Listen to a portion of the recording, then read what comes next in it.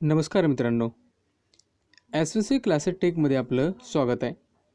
मित्रांनो, ह्या लेसनमध्ये आपल्याला बघायचं आहे laws of the motion, class 9th science. मित्रांनो, मागच्या 3 व्हिडिओमध्ये आपण बरेच विषय डिस्कस केलेले आहेत. या व्हिडिओमध्ये आपल्याला बघायचं आहे circular motion, Newton's of motion. हे 2 टॉपिक आपल्याला कव्हर करायचे आहेत. त्यासोबतच आपल्याला जे राहिलेले आपले आहेत इक्वेशन ऑफ मोशन ते सुद्धा आपल्याला व्हिडिओमध्ये बघायचं आहे. हा व्हिडिओ क्रमांक 4. मित्रांनो, जर तुम्ही चॅनलवर नवीन असाल तर सर्वात अगोदर आमच्या चॅनल सबस्क्राईब करा. सोबतच या व्हिडिओला लाईक आणि शेअर करायला विसरू नका. मित्रांनो, त्याच अगोदर जर तुम्हाला काही प्रश्न असतील, तुम्हाला व्हिडिओच्या लिंक हव्या असतील तर तुम्ही आम्हाला सेंड करू शकता मेसेज. तर तो मेसेज सेंड करण्यासाठी किंवा जर तुम्हाला आमच्या ग्रुपला जॉईन होण्यासाठी व्हिडिओच्या डिस्क्रिप्शनमध्ये चेक करावं लागेल, तिथे लिंक दिलेली आहे. किंवा तुम्हाला व्हॉट्सअप करू शकता 8657332280 किंवा आमची टेलिग्राम चॅनलची लिंकसुद्धा व्हिडिओच्या डिस्क्रिप्शनमध्ये दिलेली आहे, तिथून तुम्ही ती जॉईन करू शकता. किंवा आम्हाला तुम्ही फेसबुकवर सुद्धा फॉलो करू शकता. फेसबुकवर फॉलो करण्यासाठी तुम्ही एस-व्ही-सी क्लासेस टेक असं सर्च करायचं आहे. ते तुम्हाला स्वामी विवेकानंद यांचा फोटो दिसणार. त्या पेजला तुम्ही लाईक वगैरे करू शकता. चल तर सुरुवात करूया आजच्या आपल्या या व्हिडिओला. तर मित्रांनो, व्हिडिओ क्रमांक 3 मध्ये आपण बघितलेलं आहे की first equation of the motion. तर मित्रांनो, ह्या व्हिडिओमध्ये आपल्याला बघायचं आहे सेकंड इक्वेशन ऑफ मोशन. ठीक आहे. तर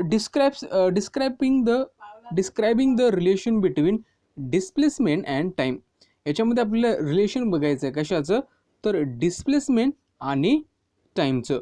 तर बघा मित्रांनो, इथं आपल्याला तीच एक डायग्राम इथं दिलेली आहे. यावरूनच आपल्याला डिस्प्लेसमेंट अँड टाईमचं रिलेशन काढायचं आहे, जे की सेकंड इक्वेशन ऑफ मोशन आहे.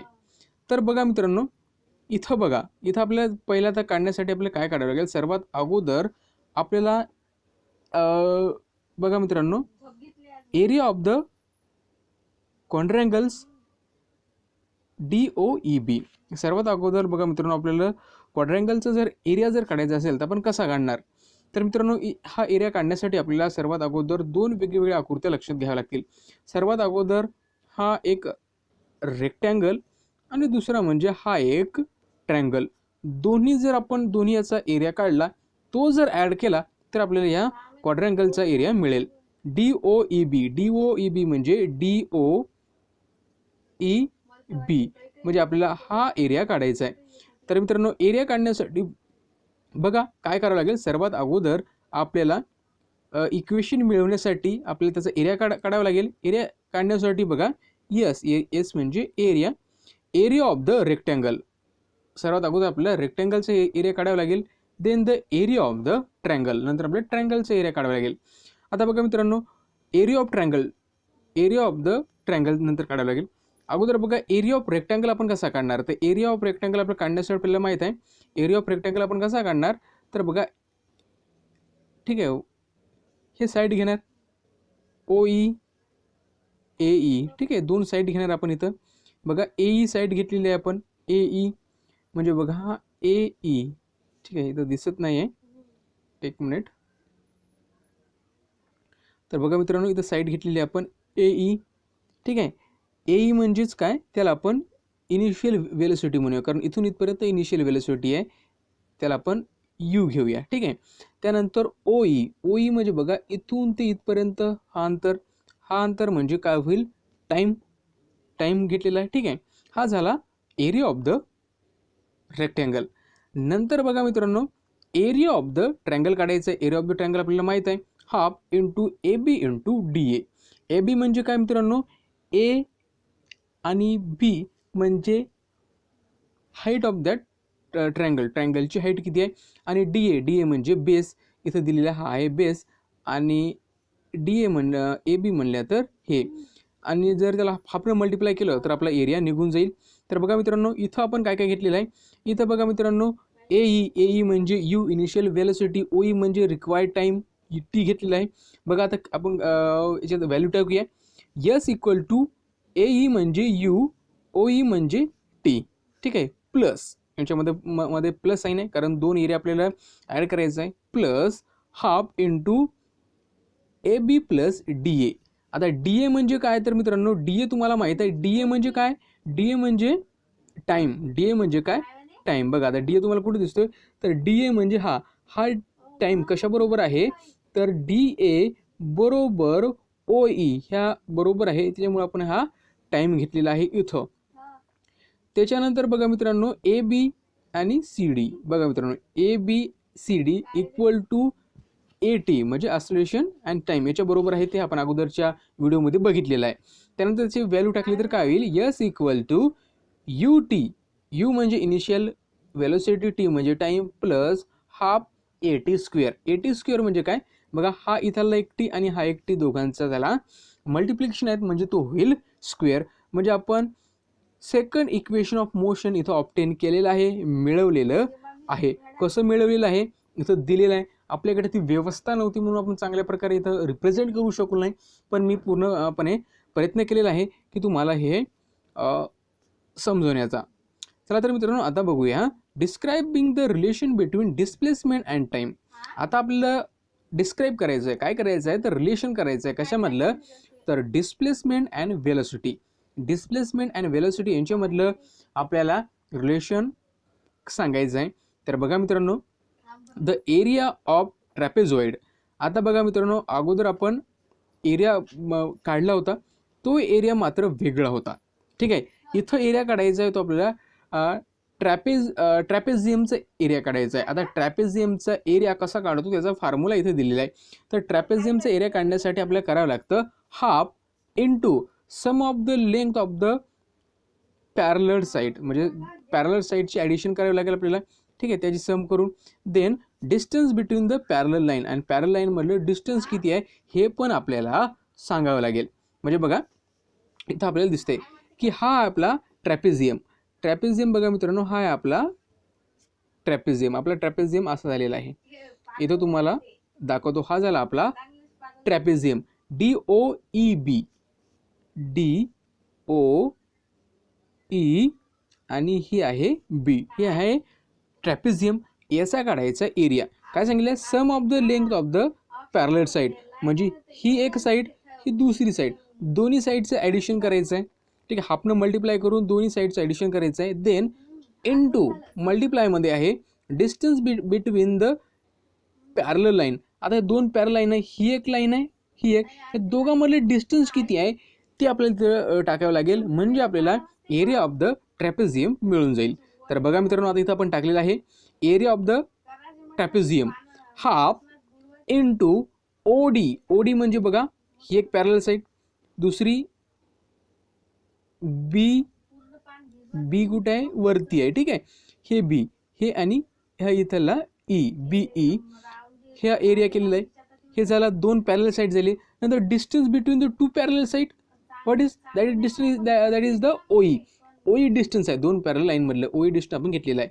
नंतर आपल्याला बघा मित्रांनो बट आपल्याला आता बघा कशा बरोबर आहे, ओ डी म्हणजे इनिशियल वेलोसिटी, बी ई, बी कशाबरोबर आहे तर फायनल वेलोसिटी, आणि ओ ई बरोबर आहे टाईम टी. ते डायग्राम बघितल्यानंतर तुम्हाला समजून जाईल. आता करा व्हॅल्यू पुट करा मित्रांनो, S equal to, so S equal to half into U plus V. U plus V म्हणजे काय, यू म्हणजे काय तर इनिशियल वेलोसिटी आणि व्ही म्हणजे फायनल वेलोसिटी. ज्या प्रकारे आपण बघितलं sum of the two parallel side ही ॲडिशन आहे, इंटू टी. टी म्हणजे काय distance between the two parallel lines, T दोघांचं मल्टिप्लिकेशन केलेलं आहे. हे झालं आपलं इक्वेशन नंबर 2, हे इक्वेशन नंबर आपलं 2 आहे. देन आता आपल्याला बघायचं आहे ॲक्सलरेशन. ॲक्सलरेशनचा फॉर्म्युला काय मित्रांनो आपण मागच्या व्हिडिओमध्ये बघितलेला आहे. तर ॲक्सलरेशन फॉर्म्युला बघा मित्रांनो काय आहे, A final velocity minus initial velocity upon T. हा आहे आपला फॉर्म्युला कशाचा तर ॲक्सलरेशनचा, जो की मी इथं मेन्शन केलेला आहे. तर बघा मित्रांनो जर आपण ह्या फॉर्म्युलामध्ये टी जर आपण इकडं घेऊन गेलो आणि हा इकडे टाकला तर आपला फॉर्म्युला तयार होईल T equal to V minus you upon A, ठीक आहे. हा आपला फॉर्म्युला तयार झालेला आहे. हा याला इक्वेशन क्रमांक 3 द्या. ठीक आहे मित्रांनो. आता करा मित्रांनो व्हॅल्यू पुट करा. तर आता टीची व्हॅल्यू आपल्याला ठेवायची आहे. अगोदरचं इक्वेशन बघितलं तर शेवटी बघा मित्रांनो टी आहे. या टीची व्हॅल्यू आता पुट करा इथं. तर S equal to half U plus V into, आता टीची व्हॅल्यू पुट करा त्याच्यामध्ये V minus you upon A. ठीक आहे. नंतर आपण कसं करणार बघा, S equal to U plus V into V minus you upon 2a upon 2a असं आपण याला लिहू शकतो. ठीक आहे मित्रांनो. त्यानंतर बघा आता बघा हे 2a आहे, इथे तुम्हाला दिसतंय की हे 2a आहे. 2a ने इकडं म्हणजे होईल 2a S equal to v plus U. तुम्ही याला u प्लस इथं बघा तुम्ही v प्लस यू लिहिलं काय आणि u प्लस v लिहिलं काय काही फरक पडत नाही. ठीक आहे. v plus U into v minus you. तर बघा मित्रांनो आपल्याकडे एक फॉर्म्युला आपल्याला ध्यानात ठेवायचा आहे, ए स्क्वेअर मायनस बी स्क्वेअरचा. हा फॉर्म्युला काय सांगतो आपल्याला की याला आपण हा एक्सपान्शन फॉर्म्युला आहे, ए प्लस बी ठीक आहे इंटू ए मायनस बी. अशा प्रकारे याला आपण एक्सपान्शन करू शकतो. त्याच प्रकारे एक्सपान्शन आपण इथं केलेलं आहे. तर बघा मित्रांनो इथं काय आहे, V plus U into V minus U म्हणजे याला आपण असं लिहू शकतो की V square minus U square, V square minus U square म्हणजे आपण लिहू शकतो 2as equal to V square minus U square.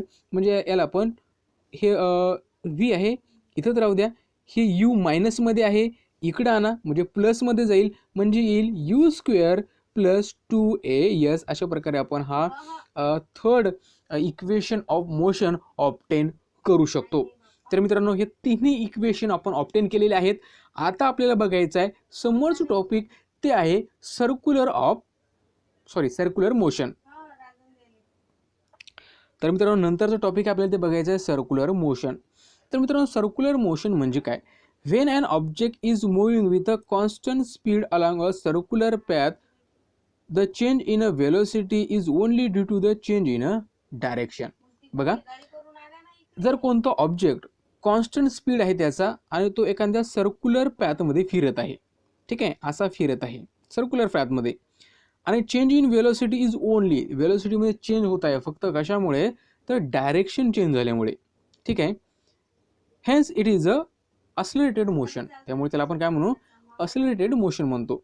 When object move with the constant speed along a circular path the motion is called the uniform circular motion.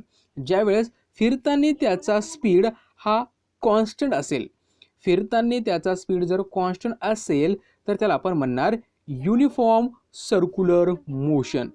Uniform circular motion आपण त्याला म्हणणार.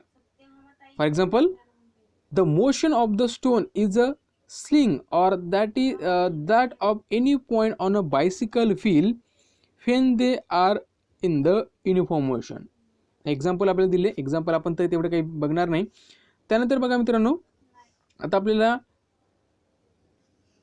की महत्त्वाचा part थोडासा दिलेला ते आपण बघणार आहे. बाकीचे क्वेश्चन वगैरे आपण बघणार नाही, फक्त थेअरी बघणार आहे आणि काही प्रॉब्लेम असतील तर ते बघणार आहे. ठीक आहे. आणि जे आपले प्रॉब्लेम आहेत ठीक आहे ते प्रॉब्लेम आपण काय करूया मित्रांनो एखाद्या दिवशी आपण स्पेशल लेक्चर त्यावरच घेऊया.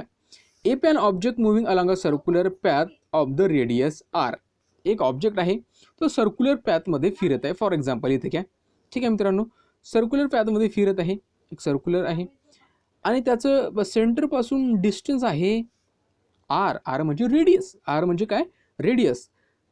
T is a time taken, T म्हणजे काय त्याला वेळ किती घेतलेला आहे time. Come back to its starting position म्हणजे तो इथून जर फिरला असेल तर तो पुन्हा त्या जागण्यासाठी त्याला किती वेळ लागला त्याला आपण टाइम टी घेऊया. Its speed can be determine by using the following formula. त्याचा स्पीड आपण डिटरमाइन करू शकतो. कसा करू शकतो तर बघा मित्रांनो स्पीड, आता स्पीड कसा करणार आपण, speed equal to circumference upon time. Circumference म्हणजे काय तर बघा मित्रांनो सर्कम्फरन्स म्हणजे काय, जर हा सर्कल आहे, जर आपण सर्कलला इथून आपण कट केला आणि जर याचा लेंथ जर अशा प्रकारे आपण त्याला ओपन केलं तर जे काही लेंथ असेल त्याला म्हणणार आपण सर्कम्फरन्स. सर्कम्फरन्स अपॉन टाइम याने आपण त्याचा स्पीड काढू शकतो. ठीक आहे. आता सर्कम्फरन्स कसं काढणार तर मित्रांनो बघा तर वेलोसिटी काढण्यासाठी स्पीड काढण्यासाठी आपण करणार 2πr म्हणजे मित्रांनो सर्कम्फरन्स अपॉन टाइम, याने आपण त्याचा स्पीड काढू शकतो. तर बघा मित्रांनो हा बघा मित्रांनो, हा इथून आहे, हा आर आहे आणि तो फिरून त्याच जागेवर येण्यासाठी त्याला किती वेळ लागतो? टी मिनिट लागतात किंवा टी सेकंड लागतात. यासाठी फॉर्म्युला आपल्याकडे आहे काय? वेलोसिटी 2πr अपॉन टी, याने आपण याचा वेलोसिटी काढू शकतो किंवा याचा स्पीड आपण काढू शकतो. तर मित्रांनो त्यानंतर आता हा बघितलं एकदम बेसिक होतं. सर्क्युलर मोशन म्हणजे काय? एखादा ऑब्जेक्ट सर्क्युलर फिरत असेल, त्याचं स्पीड जर कॉन्स्टंट असेल तर आपण त्याला आपण युनिफॉर्म सर्क्युलर मोशन असं म्हणणार. त्याचा फॉर्म्युला पण आपण बघितला, त्या स्पीड कसा काढायचा हे पण बघितलं. आता आपल्याला बघायचं आहे मित्रांनो Newton's first law of the motion. आता Newton's first law of motion हे बघण्या अगोदर आपण थेट जाऊया बुककडे. मित्रांनो याच्यावर काही प्रॉब्लेम दिलेले आहेत, एक्झाम्पल दिलेले आहेत. हे आपण एखाद्या नेक्स्ट व्हिडिओमध्ये आपण पूर्ण याचे प्रॉब्लेम बघूया. तर मित्रांनो ह्या व्हिडिओमध्ये आपल्याला बघायचं आहे Newton's law of the motion. न्यूटनचे कोणकोणते लॉज आहेत ते बघायचं आहे. Newton's first law, Newton's second law, Newton's third law. ठीक आहे, त्याचं एक्झाम्पल आपण बघणार आहे. तर त्या अगोदर आपण बघूया what could be the reason for the following. आता खालच्या जे स्टेटमेंट दिले आहे त्यांची कारण काय असू शकतात हे आपल्याला बघायचं आहे. आता एक कारण तर आपण नंतर बघूया, पण अगोदर हे आपण स्टेटमेंट वाचून घेऊया. A static object does not move without the application of the force. Static object म्हणजे एखादा ऑब्जेक्ट जर आपण ठेवलेला आहे, हा मूव्ह होणार नाही, म्हणजे याची हालचाल होणार नाही कुठपर्यंत? जोपर्यंत आपण याच्यावर एखादा फोर्स लावणार नाही तोपर्यंत हा याची जागा चेंज करणार नाही. ठीक आहे, याचं रिझन आपल्याला सांगायचं आहे का. ठीक आहे, फर्स्ट स्टेटमेंट आपण बघितलं. त्यानंतर सेकंड स्टेटमेंट बघा. The force which is sufficient to lift a book from the table is not sufficient to lift the table. दुसरं काय सांगितलेलं आहे? एक टेबल आहे आणि टेबलवर एक बुक ठेवलेला आहे आणि जे बुक उचलण्यासाठी आपल्याला जे काही पॉवर लागणार आहे, जे काही फोर्स लागणार आहे, तेवढाच फोर्स आपल्याला टेबल उचलण्यासाठी लागणार का? हे प्रश्न आहे. तेवढाच लागणार का? तर सरळ आहे, तेवढाच लागणार नाही. आपल्याला जास्त फोर्सची गरज असणार टेबल उचलण्यासाठी. इथं पण आपल्याला सांगायचं आहे की का. ठीक आहे, सर्वांवर आपण सर्व क्वेश्चनवर डिस्कस नंतर करणार आहे. सर्वात अगोदर आपण बघूया. The fruit on a tree fall down when its branches are shaken. म्हणजे बघा नंतरचं स्टेटमेंट काय सांगते की ज्यावेळेस आपण एखाद्या झाडाच्या फांद्या वगैरे हलवतो त्यावेळेस जे फ्रूट असतात पडतात. फ्रूट काय करतात? ते खाली पडतात का? एखाद्या ब्रँचेस जर आपण मूव्ह केल्या एखाद्या झाडाच्या शेकन म्हणजे त्याला हलवलं तर त्यांची फ्रूट खाली का पडतात? ठीक आहे, हे आपल्याला सांगायचं आहे. त्यानंतर फोर्थ आहे an electric fan keeps on rotating for the some time even after it is switch off. जर आपण फॅनचं बटन बंद केलं तरी पण काही वेळापर्यंत फॅन फिरत राहतो, याच्या मागचं कारण काय? हे 4 महत्त्वाचे स्टेटमेंट आहेत आणि आपण आता बघणार आहे Newton's law of the motion. तेच ह्याच स्टेटमेंट रिलेटेड आहे. ठीक आहे, न्यूटनचं पहिलं स्टेटमेंट आपण बघणार आहे किंवा फर्स्ट लॉ आपण बघणार आहे. तर बघा मित्रांनो, आता बघा वरती आपण बघितले, पण यामागे एक सर्वात बेसिक गोष्ट आहे ती म्हणजे इनर्शिया. आता तुम्ही म्हणसाल मित्रांनो इनर्शिया आहे काय? जिथं मास येते, जिथं वेट येते तिथं इनर्शिया असतो. ध्यानात ठेवा काय असतो? इनर्शिया. आणि जे न्यूटनचा पहिला लॉ आहे तो इनर्शिया संबंधित आहे. त्याच्यामुळे त्याला आपण त्या लॉला ठीक आहे लॉ ऑफ इनर्शिया सुद्धा म्हणतो. न्यूटन्स फर्स्ट लॉ किंवा लॉ ऑफ द इनर्शिया असं सुद्धा म्हणतो. चला तर बघूया फर्स्ट लॉ. तर बघूया Newton's first law. Newton's first law आहे तरी काय? बघा मित्रांनो न्यूटनचा फर्स्ट लॉ काय आहे? An object will not change its motion unless acted on by a unbalanced force. If it is at a rest, it will stay at a rest. If it is in the motion then it will remain at the same velocity. बघा मित्रांनो काय सांगितलेलं आहे, एक आपण ball ठेवलेला आहे. हा बॉल जर रेस्टमध्ये असेल म्हणजे थांबलेला असेल, जोपर्यंत आपण याच्यावर एखादा फोर्स लावणार नाही तोपर्यंत तो त्याची जागा बदलणार नाही. बरोबर आहे. हाच आहे न्यूटनचा पहिला लॉ. हाच आहे न्यूटनचा पहिला लॉ. नंतर सांगितलेलं आहे, जर एखादी गोष्ट मोशनमध्ये आहे, ठीक आहे, मोशनमध्ये आहे, जोपर्यंत आपण त्याच्यावर एखादा फोर्स ॲक्ट करणार नाही तोपर्यंत ती थांबणार नाही किंवा त्याच्या वेलोसिटीमध्ये चेंज होणार नाही. कधी कुठपर्यंत होणार नाही, जोपर्यंत आपण त्याच्यावर फोर्स ॲक्ट करणार नाही. हाच आहे न्यूटनचा फर्स्ट लॉ. हाच काय आहे न्यूटनचा first law. An object will not change its motion unless acted upon by a unbalanced force. हाच आहे न्यूटनचा फर्स्ट लॉ. म्हणजे एखाद्या वस्तूवर जोपर्यंत फोर्स ॲक्ट करणार नाही तोपर्यंत त्याच्या स्थितीमध्ये बदल होणार नाही. बघा मित्रांनो, object with a greater mass have a more inertia. ज्याचं मास जास्त आहे त्याला जास्त इनर्शिया असणार. ज्याला जास्त इनर्शिया असणार, it takes more force to change their motion. बघा आता दोन इथं बॉल दिले आहेत, एक आहे 30 किलोचा, दुसरा आहे 300 किलोग्रामचा. ठीक आहे. आता बघा मित्रांनो, 30 किलोग्राम बॉल ढकलण्यासाठी आपल्याला जे काही फोर्स लागणार त्याच्यापेक्षा जास्त फोर्स लागणार हा मोठा चेंडू किंवा मोठा बॉल ढकलण्यासाठी. बरोबर आहे. कशामुळे? कारण जास्त मास असेल तर जास्त इनर्शिया असेल, जास्त मास असेल तर जास्त इनर्शिया असेल. ठीक आहे मित्रांनो. तर आय होप तुम्हाला फर्स्ट लॉ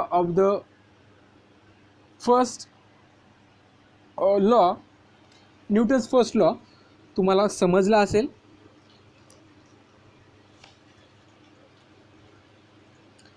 तर बघा मित्रांनो, बुकमध्ये आपल्याला डेफिनेशन काय दिलेली आहे.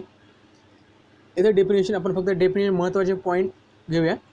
And object continue to remain at a rest. एखादा ऑब्जेक्ट असेल तो थांबलेला असेल, तो थांबलेलाच राहील, त्याच्या स्थितीमध्ये कुठलाही बदल होणार नाही. Or in the state of the motion, uniform motion. जर तो युनिफॉर्म मोशनमध्ये असेल तर तो तसाच युनिफॉर्म मोशनमध्येच राहील. अनलेस कुठपर्यंत? जोपर्यंत an external unbalance force act on it. जोपर्यंत त्याच्यावर एक्सटर्नल अनबॅलन्स फोर्स ॲक्ट होणार नाही. तर हाच आहे आपला न्यूटन्स फर्स्ट लॉ. तर आय होप मित्रांनो तुम्हाला हे सर्व समजले असेल. त्यानंतर मित्रांनो आपल्याला बघायचं आहे Newton's second law of the motion. Newton's second law of the motion. What is the second law of the motion? Newton's second law of the motion. The rate of change of momentum is proportional. आता rate of change of momentum, आता momentum काय आहे हे पण तुम्हाला सांगणार आहे. The rate of change of momentum is proportional. Is proportional. तो कशाबरोबर असतो? To applied force and the change in a momentum occur in the direction of the force. म्हणजे बघा मित्रांनो, rate of change of momentum is proportional to the applied force and the change in momentum occur in the direction of the force. हाच आहे न्यूटनचा second law. तर बघा मित्रांनो, आता आपण फोर्स कसा काढणार. तर फोर्सचा फॉर्म्युला आहे मास into acceleration. Mass into acceleration. हे बघा, F equal to m into a. F means force, m means mass, a for acceleration. बघा, लोअर मास इथं कमी वेट आहे, तर ग्रेटर मास आहे. ठीक आहे. आता जर आपल्याला याला असलेट करायचं आहे, याची जागा आपल्याला बदलायची आहे. तर बघा मित्रांनो, आता हा एक व्यक्ती ह्या ऑब्जेक्टला ढकलत आहे. बघा, आता हा जागा बदलत आहे. Moves at a higher velocity. तर याचं मास कमी आहे ठीक आहे, याच्यावर आपण जास्त फोर्स अप्लाय करत आहे. ठीक आहे, म्हणजे काय होईल, लोअर मास कमी आहे. ठीक आहे मित्रांनो, मास कमी आहे त्याच्यामुळे आपण त्याची वेलोसिटी जास्त असणार, कारण तिथं आपल्याला फोर्स जास्त लागणार. ग्रेटर मास आहे, तिला आपण ढकलतोय, ढकलताना काय होईल, वेट जास्त आहे, ग्रेटर मास आहे, त्यामुळे फोर्स आपण तेवढाच लावणार आणि move at a lower velocity, म्हणजे ते काय होईल, कमी वेलोसिटीमध्ये आपण त्याला ढकललं जाणार. ठीक आहे, तर बघा मित्रांनो, momentum has a magnitude as well as the direction. आता जे मोमेंटम आहे मित्रांनो, मोमेंटमला काय आहे, मॅग्निट्यूड पण आहे अँड डायरेक्शन पण आहे. मोमेंटमला काय आहे, मॅग्निट्यूड काही व्हॅल्यू पण आहे आणि डायरेक्शन पण आहे. ठीक आहे, तर याचं युनिट काय, तर SI युनिट आहे kilogram metre per second. Kilogram metre per second. याचं CGS युनिट आहे gram centimetre per second. Unit ध्यानात ठेवा मित्रांनो. आता बघा, if the unbalance force is apply on an object cause the change in the velocity of an object. जर एखाद्या ऑब्जेक्टवर जर आपण अनबॅलन्स फोर्स अप्लाय केला तर त्याची वेलोसिटीमध्ये चेंज होईल, आणि वेलोसिटीमध्ये चेंज झालं तर त्याच्या मोमेंटममध्ये सुद्धा चेंज येईल. ध्यानात ठेवा, वेलोसिटीमध्ये चेंज झालं तर मोमेंटममध्ये सुद्धा चेंज येईल, आणि मोमेंटममध्ये जर चेंज आणायचा असेल तर आपल्याला फोर्सची गरज असते. कशाची, फोर्सची गरज असते. ठीक आहे मित्रांनो, हे ध्यानात ठेवा.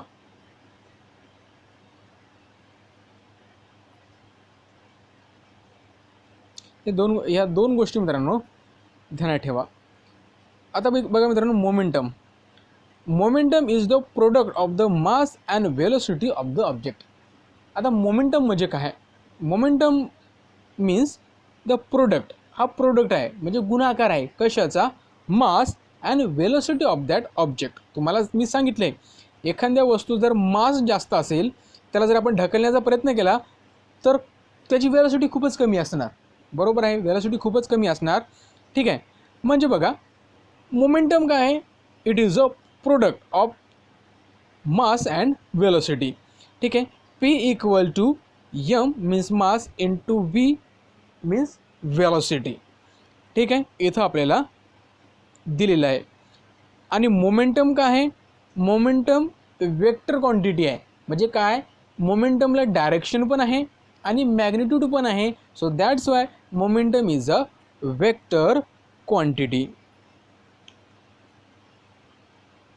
आता मित्रांनो, सपोज करा इनिशियल वेलोसिटी u आहे आणि फोर्स अप्लाय केलेला in the direction of its velocity for time t is velocity becomes a v.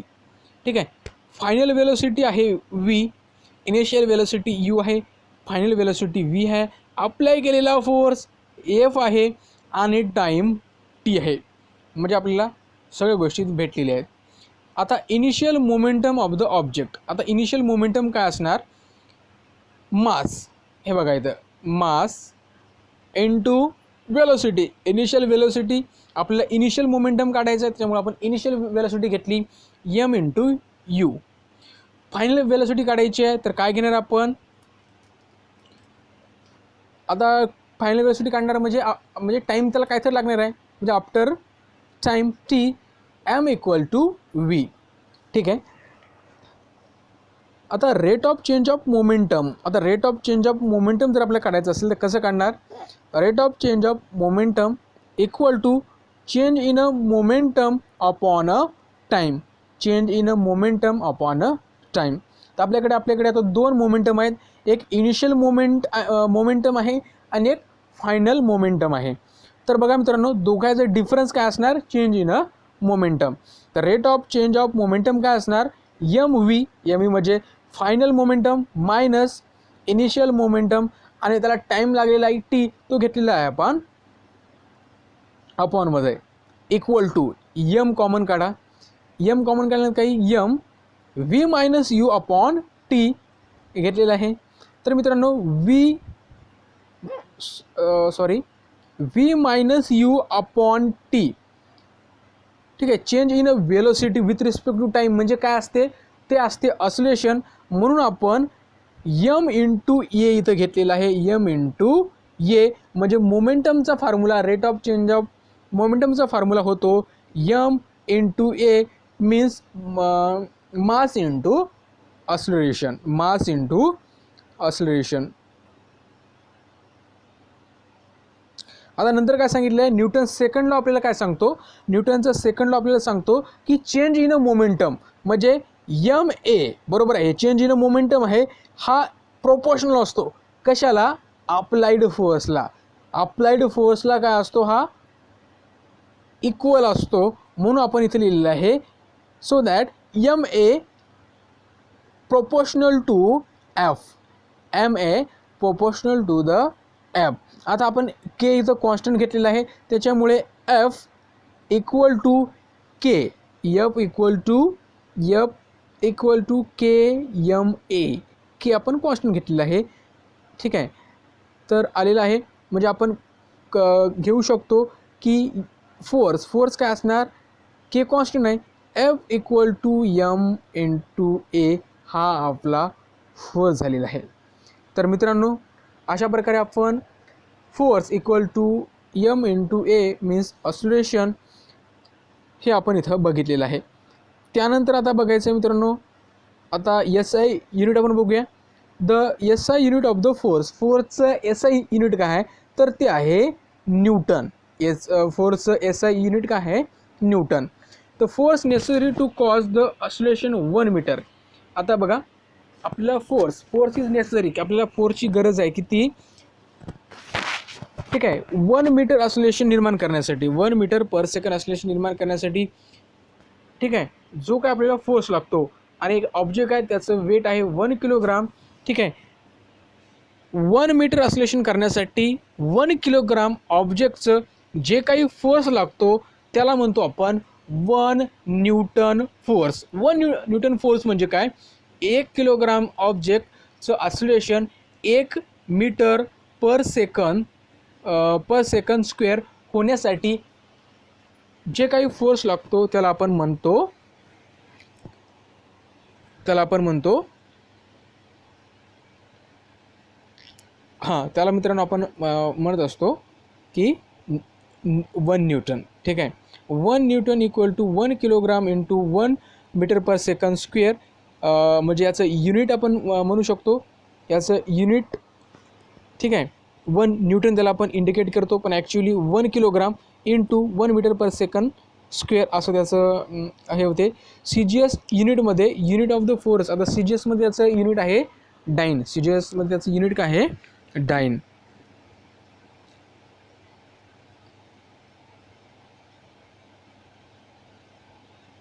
तर मित्रांनो आता बघायचं आहे Newton's third law.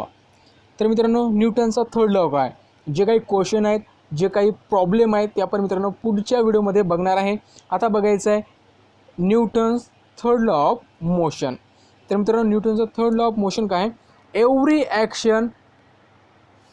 Action force has an equal and opposite reaction force act simultaneously. मित्रांनो न्यूटनचा थर्ड लॉ काय सांगतो आपल्याला की every action has a opposite reaction, every action has a equal opposite reaction simultaneously.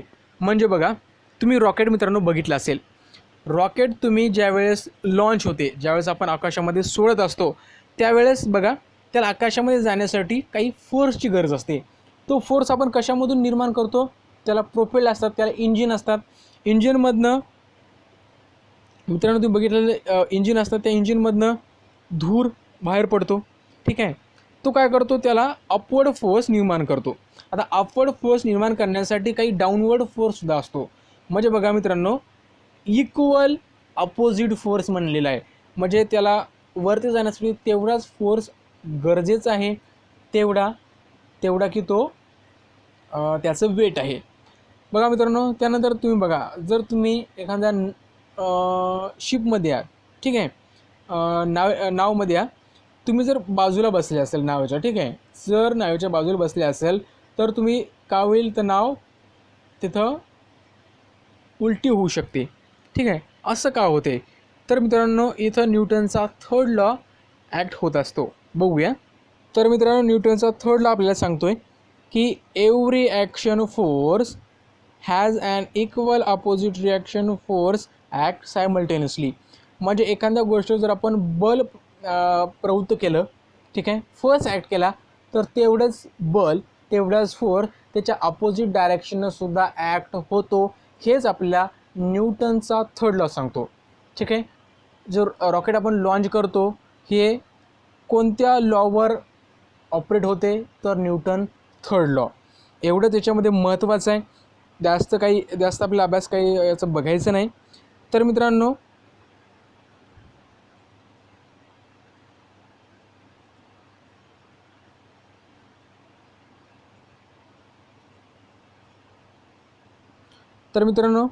तर आता महत्त्वाचे पॉईंट बघूया. हा लेसन आता जवळपास आपला पूर्ण झालेला आहे, थोडा राहिलेला आहे.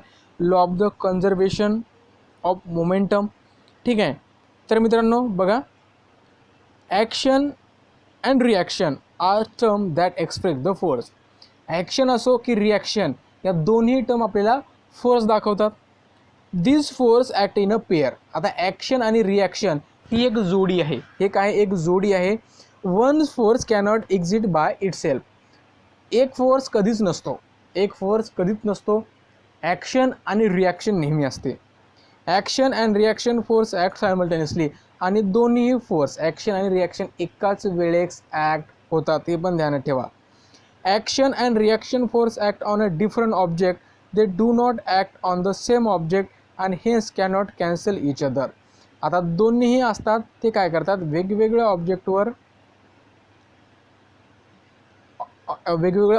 म्हणजे वेगवेगळ्या डायरेक्शननं ते काय होत असतात, ते ॲक्ट होत असतात, म्हणून ते एकमेकांना कॅन्सल करत नाहीत. त्यानंतर आहे मित्रांनो शेवटचा पॉईंट आहे आपला, तो आहे law of conservation of momentum.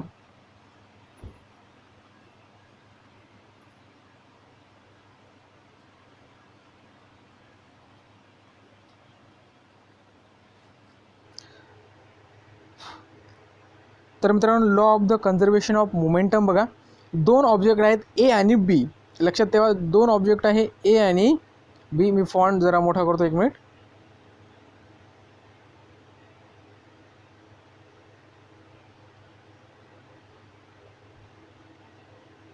तर दोन ऑब्जेक्ट आहेत ए अँड बी. ठीक आहे, दोन ऑब्जेक्ट आहेत. आता ह्या ए ऑब्जेक्टचं मास आहे m1 आणि ह्या बीचं मास आहे m2. ठीक आहे. आणि वेलोसिटी जर बघितली तर एची वेलोसिटी आहे u1 म्हणजे इनिशियल वेलोसिटी झाली, आणि u2 म्हणजे इनिशियल वेलोसिटी ऑफ बी. हे दोन गोष्टी तुमच्या लक्षात आल्या मित्रांनो. त्यानंतर बघा, आता मोमेंटमचा फॉर्म्युला बघा. आता जर आपल्याला याची मोमेंटम काढायचं आहे, ए आणि बीचं मोमेंटम आपण कसं काढणार, तर एचं मोमेंटम काय होईल, m1 × u म्हणजे इनिशियल वेलोसिटी. बीचं मोमेंटम काय होणार आहे, m2 × u2. ठीक आहे. हे दोन मोमेंटम झाले ए आणि बीचे, तुमच्या लक्षात आलं असेल मित्रांनो. आता नंतर काय केलेलं आहे, दिस ऑब्जेक्ट कोलाइड म्हणजे एकमेकाला टक्कर झालेली आहे ह्या दोन ऑब्जेक्टची. त्यानंतर बघा, A due to B F1, this force will cause the oscillation in A आणि its velocity will become a v1. आता बघा मित्रांनो, ज्याच्यावर फोर्स आपण अप्लाय केलेला आहे त्याच्यामुळे एची वेलोसिटी चेंज झाली. अगोदर u1 होती, तर आता झालेली आहे v1. बरोबर आहे, v1. मग आता याचं मोमेंटम काय होईल, एचं आत्ताचं, हे होईल m1 × v1. हे झालं याचं आत्ताचं मोमेंटम ज्यावेळेस कोलाइड झाल्यानंतर. ठीक आहे मित्रांनो. आता बघा मित्रांनो, त्यानंतर बीवर सुद्धा फोर्स ॲक्ट झालेला आहे कोलाइड झाल्यामुळे, त्याचंसुद्धा मोमेंटम चेंज होईल. मग ते मोमेंटम आपण कसं दाखवणार, तर m2 V2, B equal to M2V2 हे झालं मोमेंटम कशाचं, बीचं. पण आपल्याला माहीत आहे की कोलाईड झालं तर जो फोर्स लागलेला आहे, ठीक आहे, बीला, ठीक आहे, कोलाईड होण्यासाठी, तर बी फोर्स जास्त आहे. म्हणजे आपण इथं अशा प्रकारे लिहू शकतो, F2 equal to minus F1, ठीक आहे. आता F1 म्हणजे काय, M2A2, ठीक आहे, म्हणजे हे झाला force, equal to minus M1A1 इथं तुम्हाला दिसते, ठीक आहे. नंतर तुम्ही ऑसिलेशनचा फॉर्म्युला इथे टाकू शकता, इथं पण तुम्हाला टाकायचं आहे, ठीक आहे. नंतर बघा त्याच्यातून TT कॅन्सल होईल, राहील फक्त M2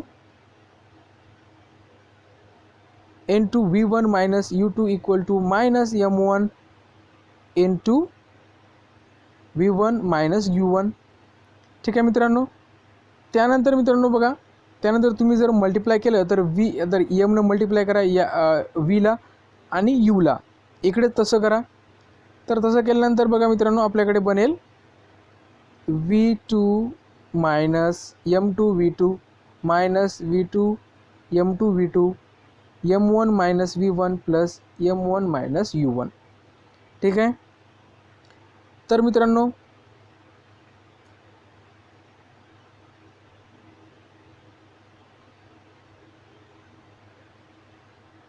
मित्रांनो प्लस करण्यासाठी काय करा, हे मायनस आहे इकडे घेऊन जा आणि हे M1 U1 आहे हे इकडे घेऊन जा. त्यानंतर आपल्याला खालील इक्वेशन मिळेल. आता बघा याच्यावर आपल्याला काय समजते, the magnitude of the total final momentum equal to the magnitude of the total initial momentum. म्हणजे बघा magnitude of total final momentum म्हणजे फायनल मोमेंटम आहे, ठीक आहे, त्याचं जे मॅग्निट्यूड आहे तो कशाच्या बरोबर आहे, ते आहे magnitude of total initial momentum. म्हणजे जे फायनल मॅग्निट्यूड आहे किंवा फायनल टोटल मोमेंटम आहे त्याच्याबरोबर आहे initial magnitude of initial momentum. Then when no external force act on a two intersecting object, this total momentum remain a constant, it does not change. जर एखादा force act झाला नाही एखाद्या ऑब्जेक्टवर तर त्याचं मोमेंटम चेंज होत नाही, momentum remain unchange, remain constant. when a two object collide, जेव्हा दोन ऑब्जेक्ट कोलाइड होतात तर total momentum before the collision is equal to the total momentum after collision. म्हणजे दोन ऑब्जेक्ट जर कोलाइड झाले असतील तर त्याचं टोटल मोमेंटम बिफोर कोलिजन म्हणजे कोलिजन होण्या अगोदर जे काही मोमेंटम होतं ते इक्वल असते कशाच्या, तर टोटल मोमेंटम आफ्टर कोलिजन. म्हणजे कोलिजन झाल्यानंतर जी मोमेंटम असते त्याच्या बरोबर असते, जे की आपण वरच्या इक्वेशनमध्ये इथं आपल्याला दिसतंय. तर मित्रांनो अशा प्रकारे हा महत्त्वाचा lesson laws of the motion, न्यूटनचे 3 नियम आपण बघितले. याचे जे क्वेश्चन आन्सर आहेत, जे काही प्रॉब्लेम आहेत ते आपण पुढच्या व्हिडिओमध्ये बघणार आहे. हा व्हिडिओ तुम्हाला कसा वाटला नक्की आम्हाला व्हिडिओच्या कॉमेंट बॉक्समध्ये कळवा. आणि हे प्रॉब्लेम सर्व आपण बघणारच आहे, सर्व एक ना एक प्रश्नसुद्धा बघणार आहे. समोरचा लेसन आहे वर्क अँड एनर्जी, तो आपण उद्यापासनं सुरू करूया. उद्यापासनं म्हणजेच 17 तारखेपासनं, आजची 16 तारीख आहे. मित्रांनो हा व्हिडिओ बघितल्याबद्दल धन्यवाद.